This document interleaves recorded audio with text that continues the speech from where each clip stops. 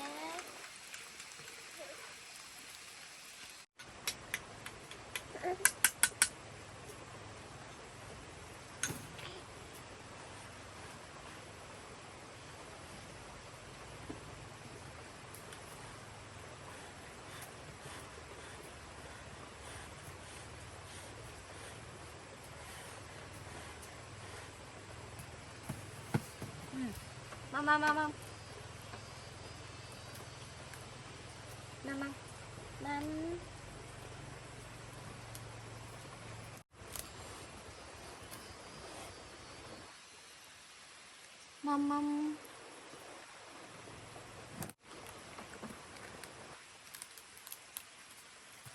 Mẹ quạt cho nào. Mom. Nhâm.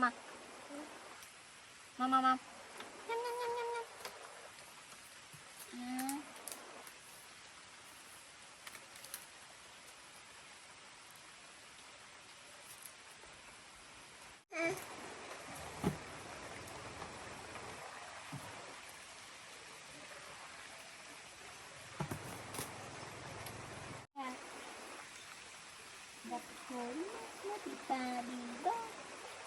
Ủa.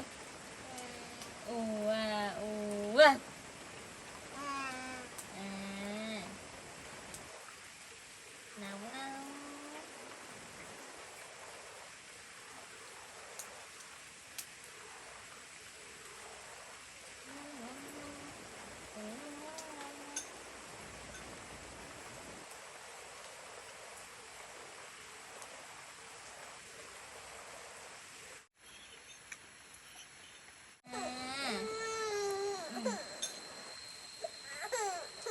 Mẹ đâu.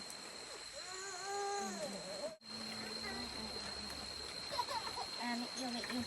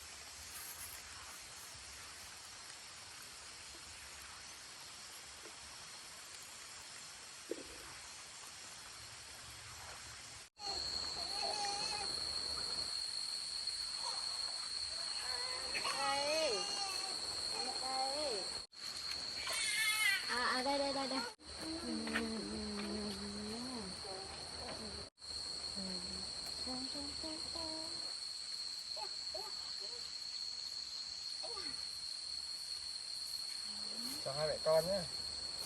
Rồi, lên lúc nào? Bây giờ mới lên. Đấy, có cái thịt ra bên đây.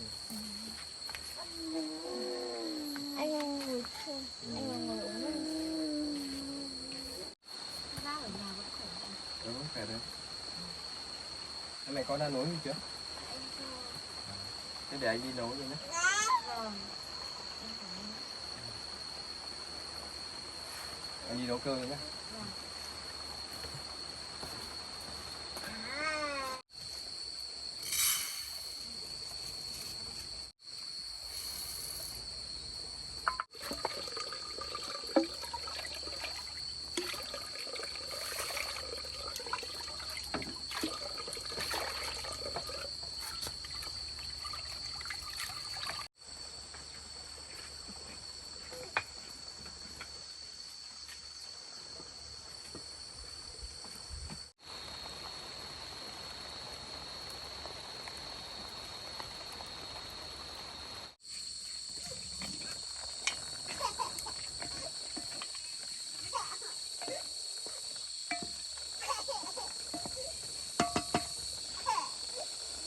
Sao đấy?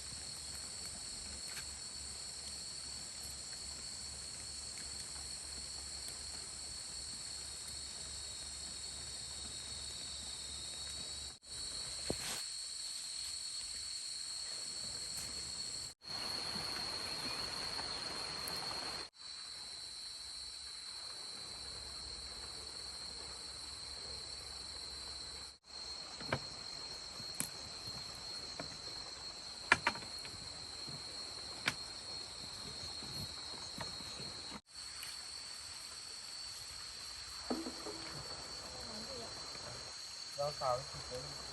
Anh nhặt rau cho anh.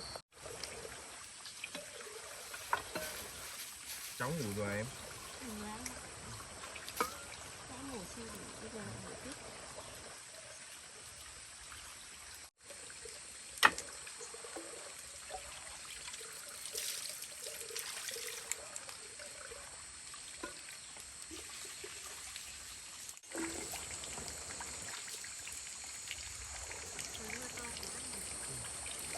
Bố làm nhanh nhanh vào nhà.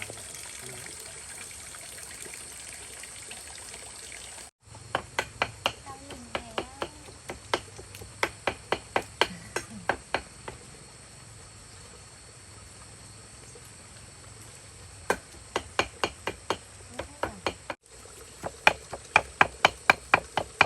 Rau này tốt thật đấy.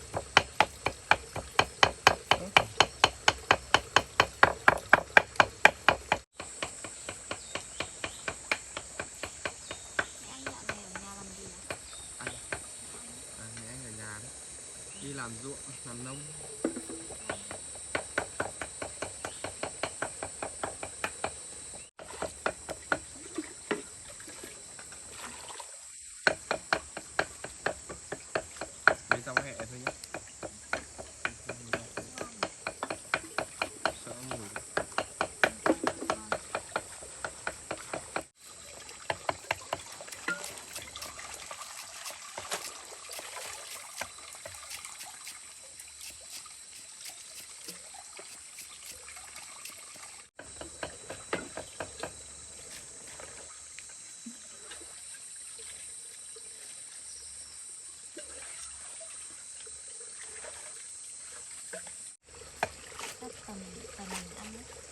Này á.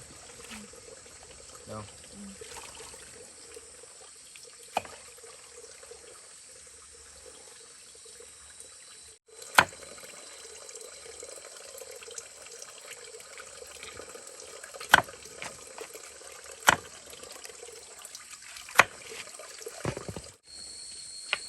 Lấy vào trong kia làm được cho nó ấy. Làm đây.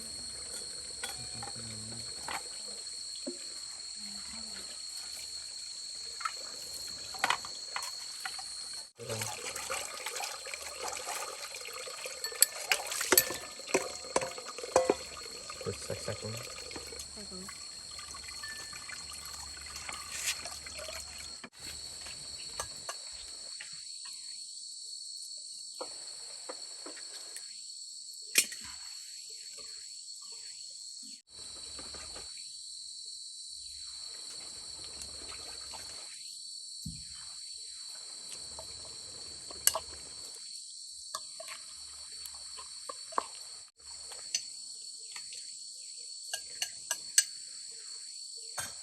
Kẻ thơm lắm em ạ.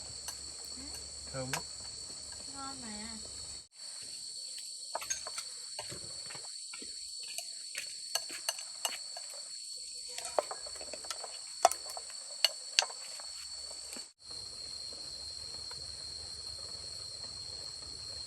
Ngon nhỉ? Ồ, nhưng mà không biết có đắng. Con được đắng này. Đẹp chưa? Đấy.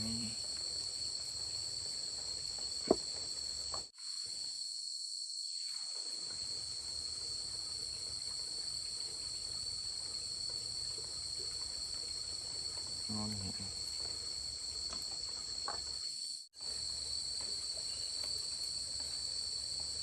Món này khó.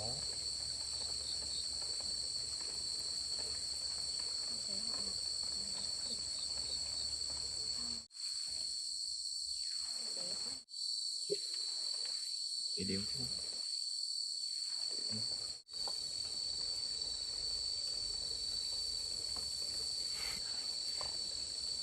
Ô, tự nhiên rồi.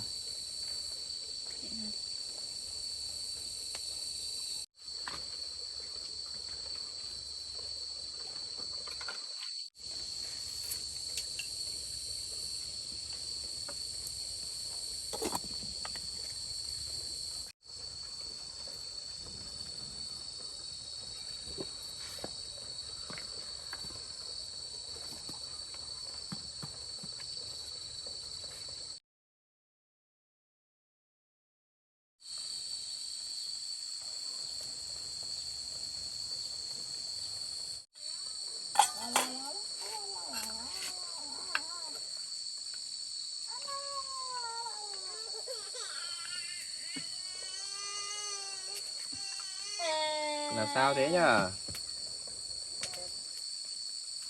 Đều.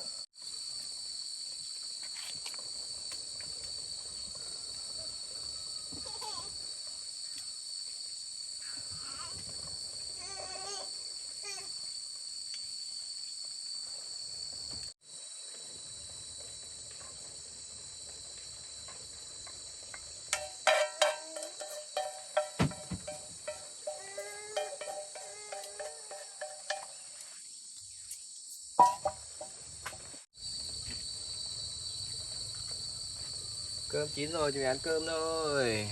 Vâng. Cơm chín rồi đây.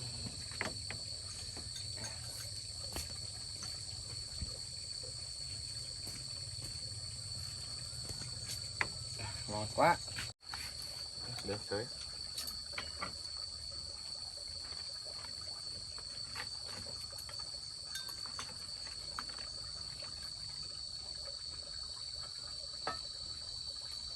Cơm. Mày cho ăn cơm nhá.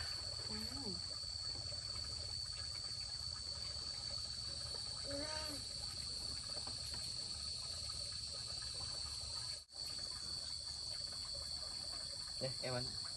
Xin ạ.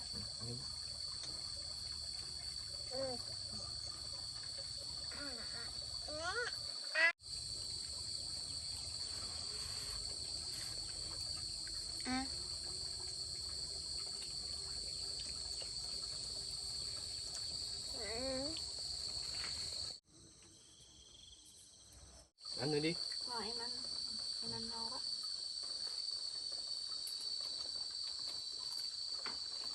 No quá nhỉ. Ăn được. Còn nó ngon lắm á. À. Ừ à? Ăn dưa này. Ừ.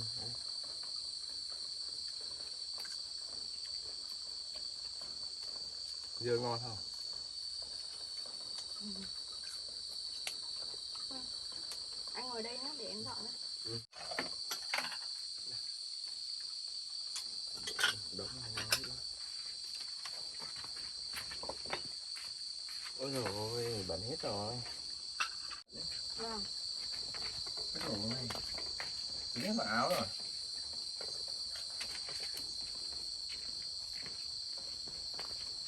Mồ hôi chảy.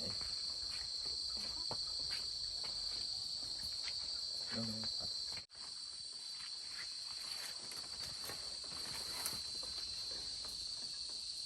Trời nóng, mưa mà nóng. Vâng.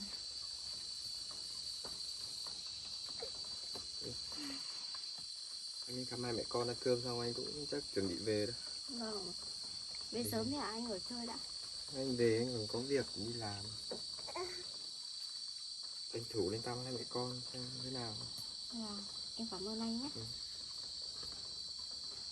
Thôi anh về đó, chắc Dạ. đến giờ về. Đến Để đi.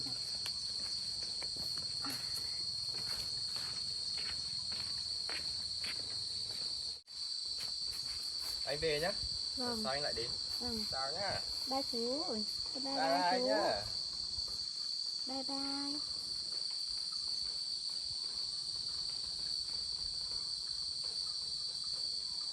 Ừ.